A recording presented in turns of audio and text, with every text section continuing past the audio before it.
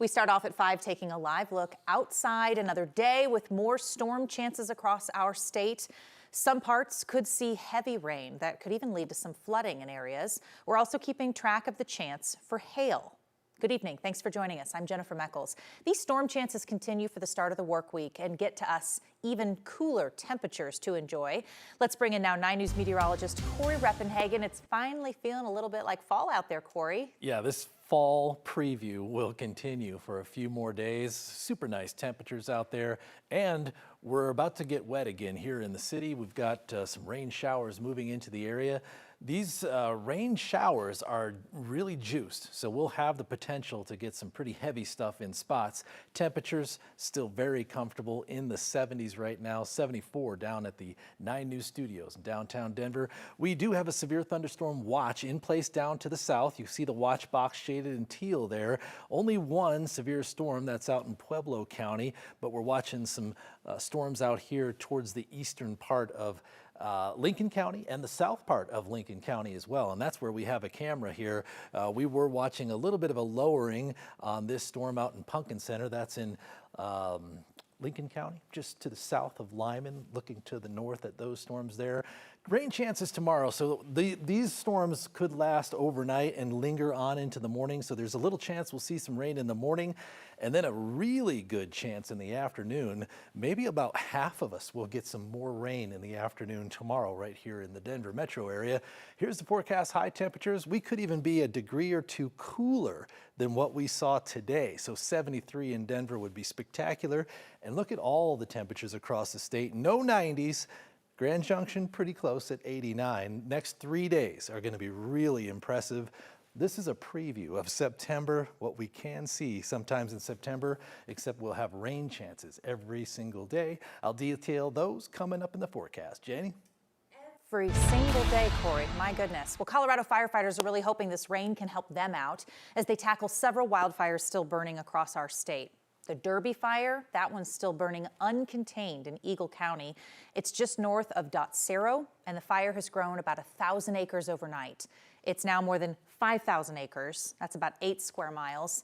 Officials say the White River National Forest expanded its closures now to include the area southwest of Sweetwater Lake. And firefighters have been working around the clock to protect buildings like homes in that area.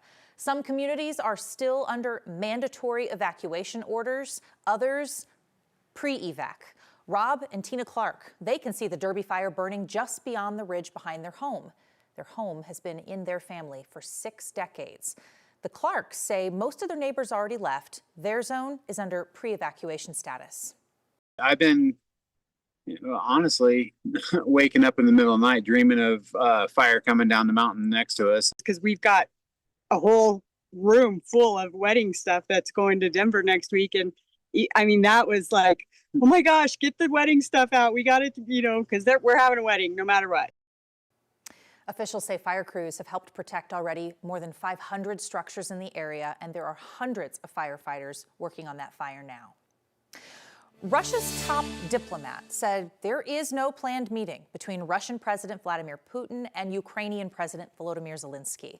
Russia's foreign minister told NBC News' Kristen Welker there are still wide gaps between Moscow and Kyiv, with some key issues unresolved, like security guarantees for Ukraine and territorial debates. He also said Putin is ready to meet only if the meeting will actually decide something. Much different feelings for Vice President J.D. Vance, who says he is still confident the U.S. can broker some kind of end to this war. We're going to eventually be successful, or we'll hit a brick wall. And if we hit a brick wall, then we're going to continue this process of negotiation, of applying leverage. This is the energetic diplomacy that's going to bring this war to a close. Today, Russia released a Ukrainian journalist who was held for more than 3 years, one of the thousands of Ukrainian civilians detained in Russia. That's illegal under international law. The Russian government repeatedly denied holding him, despite numerous accounts from fellow prisoners placing him in detention facilities in Russia. All this comes as Ukraine celebrates its Independence Day this weekend. Zelensky says his country will not lose this war with Russia. Today marks 34 years since Ukraine had independence from the old Soviet Union. Canadian Prime Minister Mark Carney joined Zelensky in Kyiv today, marking this day. Carney said Canada will be supporting Ukraine every step of the way. President Trump also sent a letter praising Ukraine for its unbreakable spirit. Here in Colorado, today, a group of Colorado-based healthcare workers and first responders are leaving for Ukraine. KUSA Ukraine is an organization that's made several trips already to the country. They go to teach people how to treat serious injuries. 9 News reporter Janelle Finch tells us how this all got started with wartime. Janelle? What began as a call to action to support people in pain and under fire has turned into 8 trips to Ukraine. The latest trip to the country begins today. People can't remember everything, but Mike Pete always remembers what's going on in Ukraine. They're on the front lines of a very hard fight. He's a team leader for KUSA Ukraine.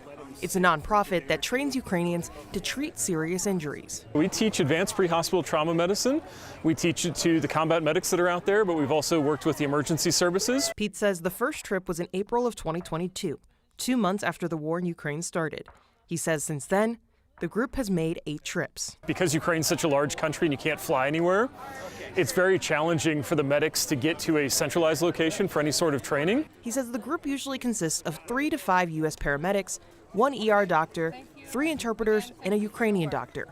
Pete says the work takes them to the front lines. Kyiv, when ballistic missiles have hit, we've been in Dnipro when drones have come in. But danger doesn't equate to fear. The country means a lot to us, all of us. And knowing what Ukraine is up against, Finding people who still care about what's going on in Ukraine is really important. gives him a reason to not forget. The mission officially begins on Thursday. Pete says it'll end October 11th, but he says he also may stay on his own to prepare for his trips in 2026. Janelle Finch, 9 News. All right, Janelle, thank you.